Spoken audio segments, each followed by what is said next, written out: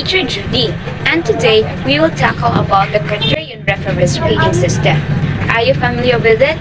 Not yet, right? So that is what we will kind of explore today. So in this video or in this documentation video, you'll be able to know the meaning and the different types and methods of a Criterion-Referenced grading system, its advantages and disadvantages, and the example steps of how it is constructed, and the example scenario of how our Criterion-Referenced grading system is used for in grading.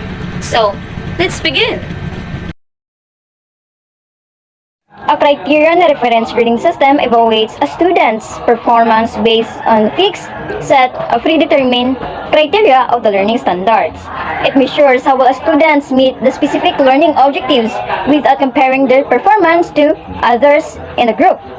The focus is a mastery of the content or their ability or their skills rather than ranking other students. Like for example, we use criterion-referenced system. Students might be graded on their ability to demonstrate the specific task. Just like for example, like drama, they demonstrate the proper emotions in performing, irrespective of how other students perform. There are 4 types of criterion-referenced grading system. One of those is the analytic grading. So in analytic grading, the work is broken down into specific criteria or components, and each part is evaluated individually. This type provides a more detailed assessment and helps identify strengths and areas for improvement. So analytic grading use is useful for tasks with clear, measurable components such as presentations, assignments, or projects. So for example of analytic grading, so advanced performance might be evaluated on the separate criteria such as technique, expression, synchronization, and creativity, which criterion receiving a separate score. So next is mastery grading. So mastery grading, the user can demonstrate on the projector or computer or print the presentation and make it film. Students are required to demonstrate mastery of the particular skill or concept before they can move on the next stage. Grading is based on whether the student has shown sufficient proficiency in each criterion. So mastery grading use open applied skills-based or competency-based education, where the focus is on ensuring mastery of specific objectives. So for example, in a dance class, a student must first master basic movements like jumps before advancing to more complex choreography. The other types of criterion-referenced grading system is holistic grading.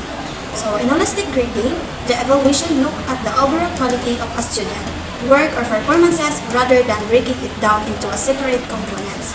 So the goal is to judge the entire piece as a whole. So this holistic grading is typically used for subjective tasks such as essay performances or project.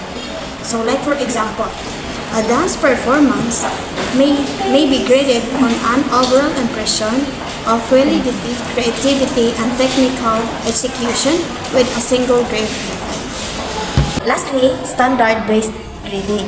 This type of grading focuses on whether a student has achieved specific learning standard.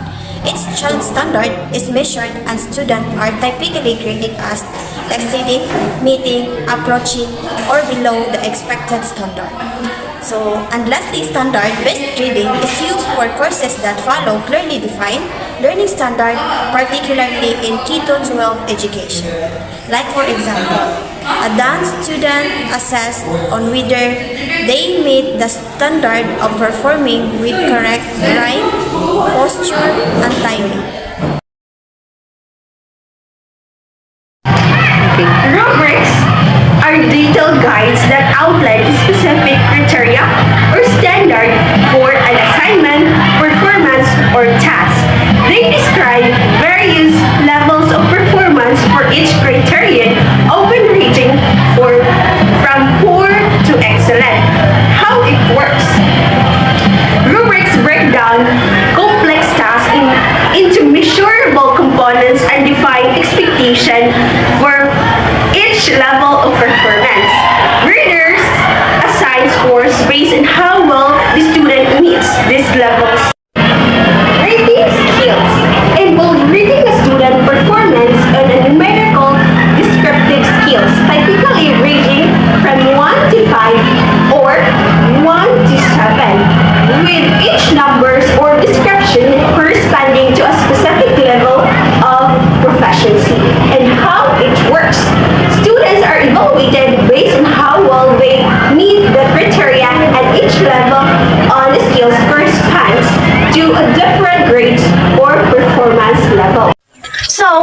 proceed to the next method. The next method is about checklist. So a checklist is defined to the simple list of criteria or a specific item that the student must complete or demonstrate. So the evaluator are check or mark whether the performance are done correctly. Checklist works is when the student is graded based on whether or not they fulfill which each item or the checklist. It is a binary assessment, not or not done. So here the example of a checklist. For example, a dance performance might include like they are a proper posture, a correct footwork, and a staying on the beat. So, in the next method is point system. In this method, each criterion or component of the assessment is assigned a specific number of points and the student earns points based on their performance in each area. In this method, is the point system is you are give points to the learner. And this method is a simple to use and reasonable objective. So, here the example of point system.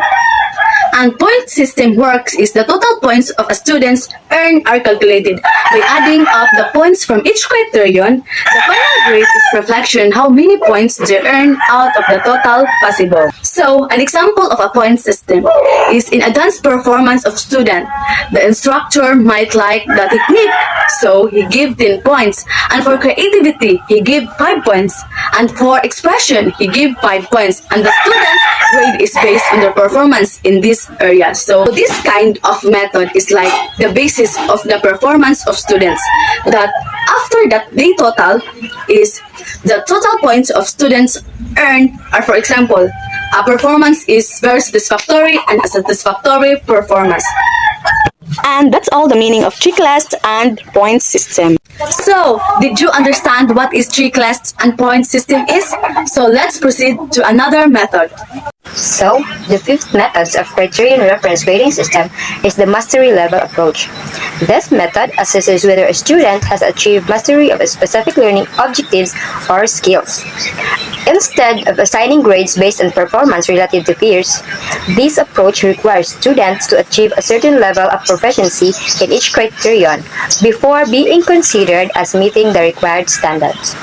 And an example for this approach is, in a dance class, students may be required to demonstrate perfect timing in every routine to receive a passing grade, and they need to demonstrate mastery of every skill to advance to more complex choreography. So, the sixth method is the competency-based grading.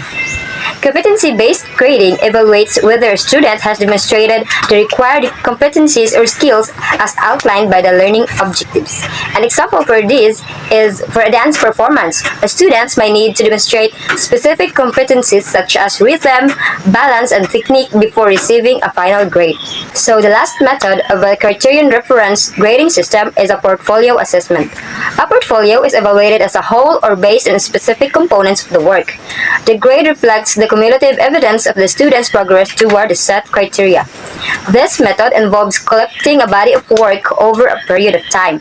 Example of this method is a dance students may submit video recordings of their performance over the course of the semester, and the final grade would be based on their growth and achievement in various areas such as technique, and creativity. And those 7 methods of criterion-referenced grading system allows the instructor to focus on individual students' achievements and progress in relation to specific criteria, providing clear and fair assessment based on predefined learning goals. And here's the advantages of criterion-referenced grading system. First, actionable feedback provides detailed information on strengths and areas for improvement. Actionable feedback is essential in the criterion-referenced grading system as it provides students with clear insights into their strengths and areas for improvement. This type of feedback helps students understand how to enhance their performance effectively. Second, focus on learning.